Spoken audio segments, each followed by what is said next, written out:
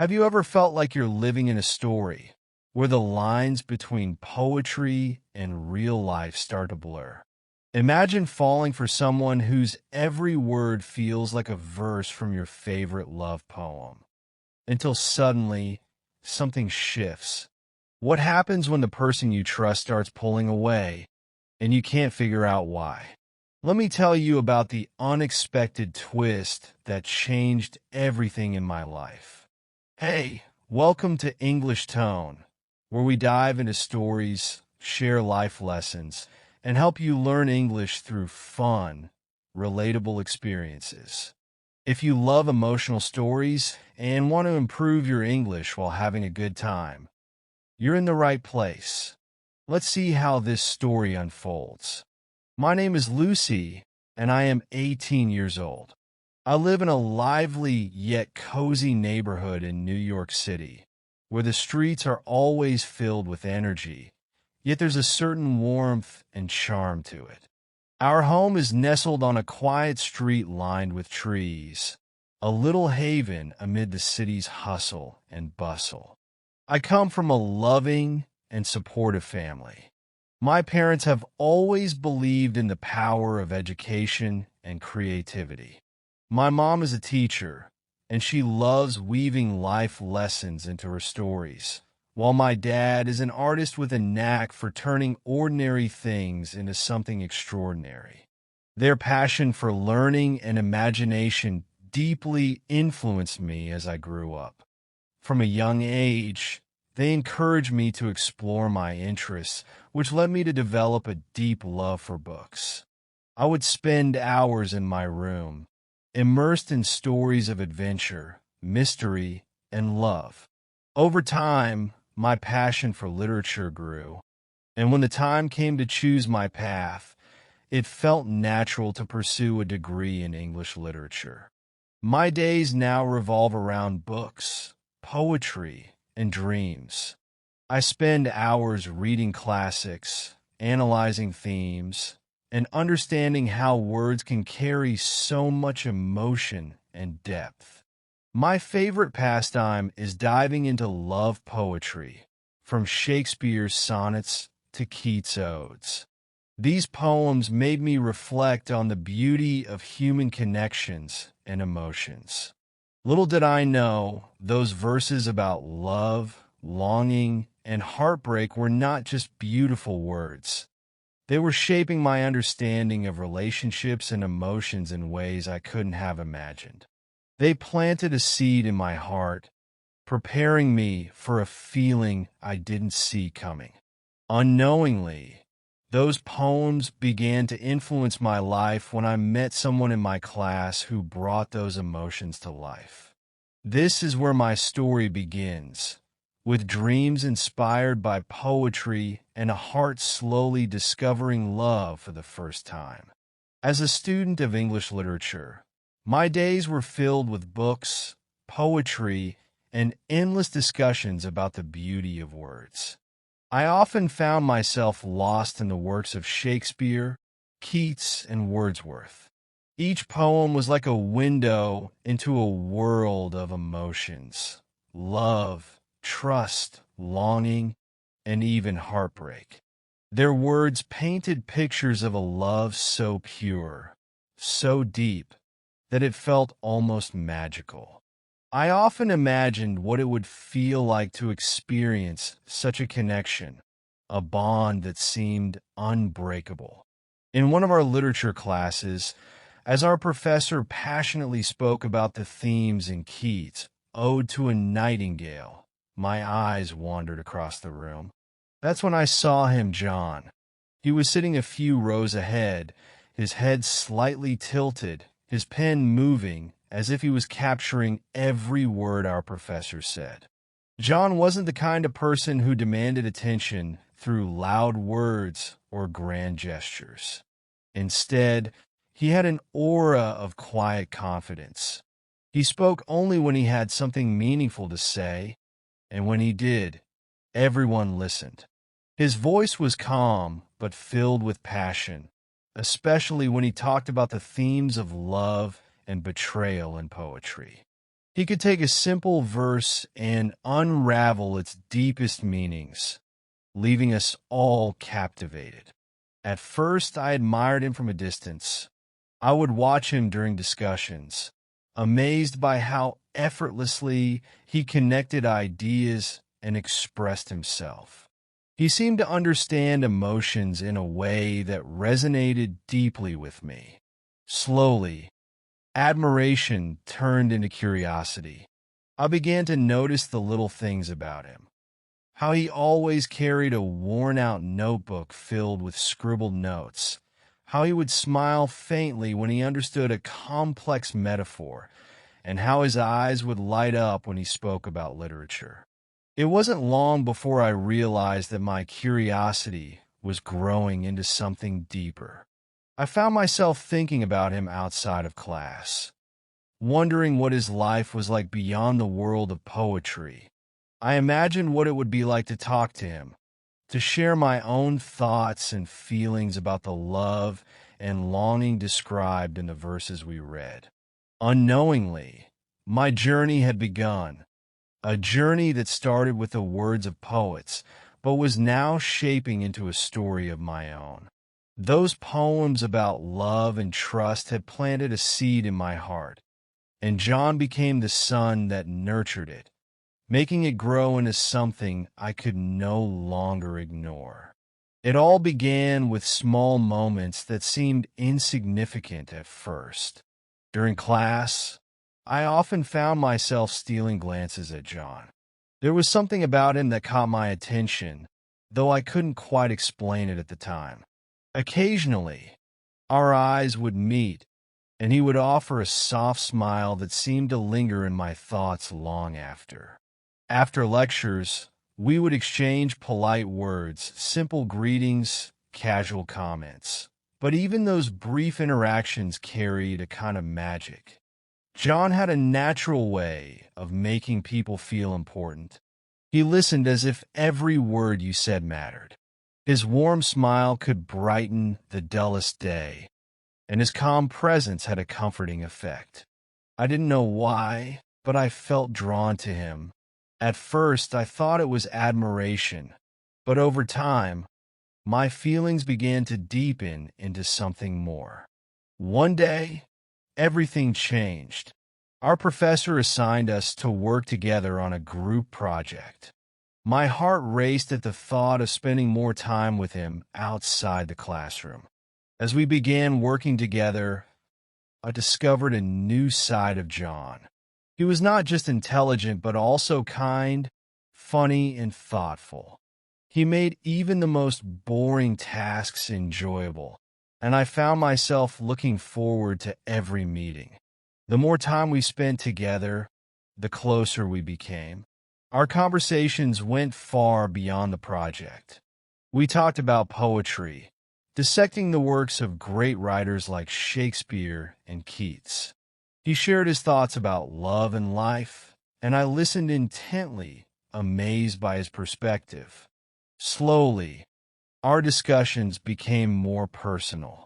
I started telling him about myself, about my family, my love for literature, and my dreams of becoming a writer. John had a unique way of understanding me. When I spoke, he didn't just hear my words, he seemed to feel what I was saying. It was as though he could see into the deepest parts of my heart. This made it so easy for me to open up to him. I told him things I had never told anyone else.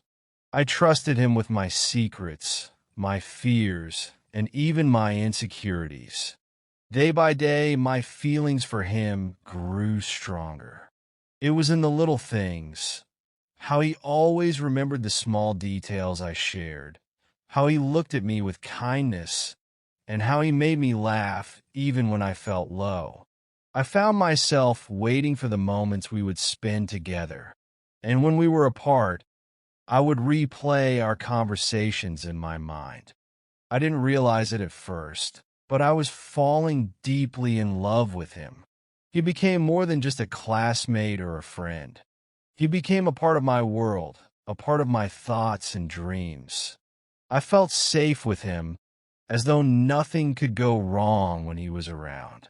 It was a feeling I had never experienced before, and it made me believe in the kind of love I had only read about in poetry. John and I started meeting regularly outside of class. At first, our meetings were casual, but they soon became something I looked forward to with excitement. We often met at the park, where we would sit on a bench under the shade of tall trees. With a book in hand, we would take turns reading poetry aloud to each other. John had a soothing voice that made the words of poets like Keats and Wordsworth come alive. I loved the way he explained the deeper meanings of the lines, and it made me feel like I was discovering the poems all over again. Sometimes we met at a nearby coffee shop. Over steaming cups of coffee, we talked about our favorite authors and their works. John would share his opinions, and I would share mine. One day, he looked at me with a smile and said, "Lucy, your perspective on literature is so unique. You see beauty where others might miss it." Those words touched my heart. No one had ever said something so meaningful to me before. It made me feel special, like my thoughts and opinions truly mattered to him. As time went on, I began to notice how much John's presence meant to me. One evening, after we had spent hours discussing Keats' Ode to a Nightingale, I found myself looking at him differently. His kindness, intelligence, and quiet charm had slowly become a part of my world. I admired the way he spoke, the way he listened, and the way he always made me feel valued.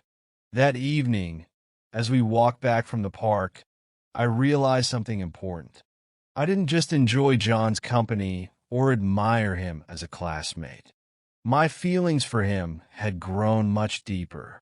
His words, his laughter, and even the way he looked at me had captured my heart.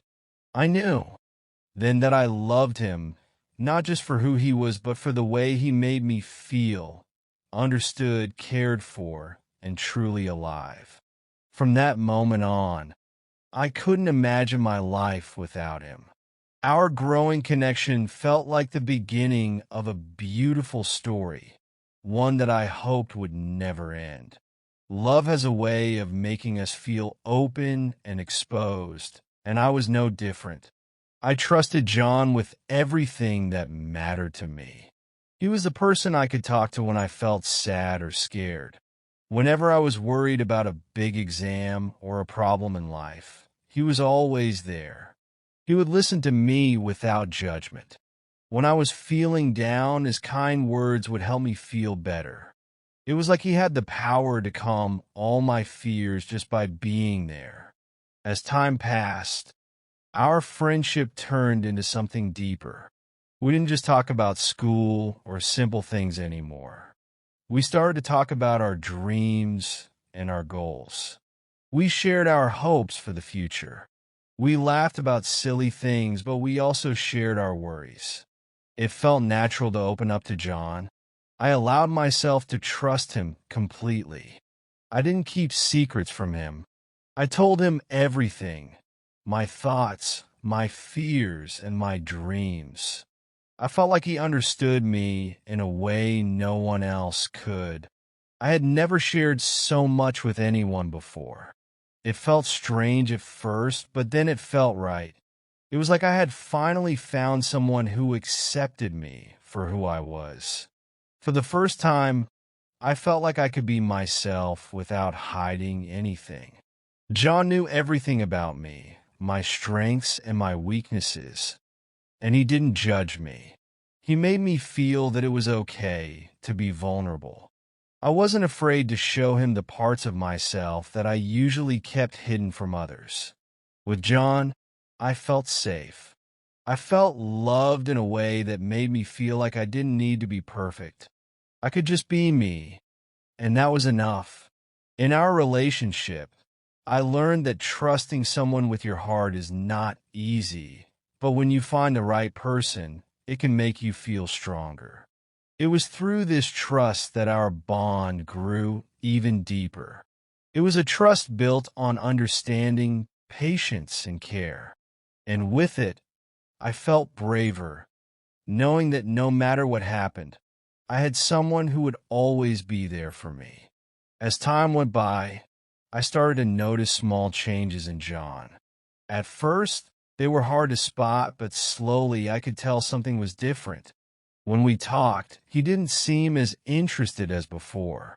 He would look at his phone or gaze around the room while I was speaking. He seemed distracted. I didn't understand it at first. I thought maybe he was just really busy with schoolwork or other things in his life. But deep inside, I couldn't shake the feeling that something wasn't quite right. One evening, I decided to ask him about it. We were sitting together in the park, and I looked at him carefully. "Is everything okay?" I asked gently. He didn't answer right away. He just stared at the ground, his face looking serious. When he did speak, his words felt different, distant, like he wasn't really talking to me. His answer was vague, like he was hiding something. "Yeah, I'm fine," he said, but there was something in his voice that made me feel uneasy. I could tell that John wasn't being completely honest with me. A small part of me felt a little sad, but I didn't want to push him. I wanted to believe that everything was still okay. But as we sat there, I felt a small pang of doubt in my heart. It was like I could sense a distance between us, even though we were sitting right next to each other. Trusting someone so deeply means that you can feel when they pull away. It's not just about what they say, but how they act. When someone starts to pull away, you can feel it in the way they talk, the way they look at you, and in the silence that fills the space between you. It was hard to explain, but I knew something had changed. Even though I didn't know what was happening yet, I knew that things were different now.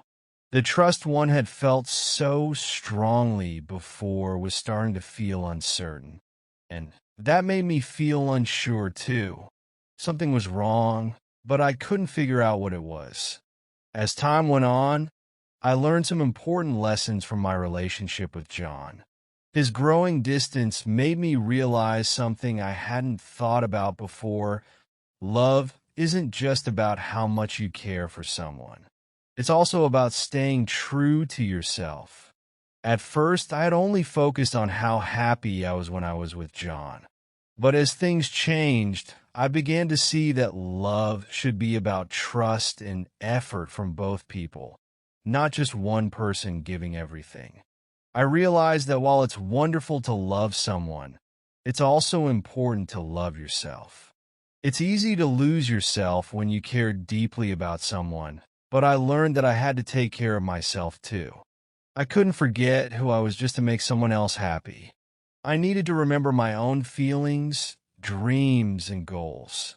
Even though things with John didn't turn out the way I thought they would, I learned a lot about myself. Sometimes things don't go as planned, but that doesn't mean we fail. Instead, it helps us grow.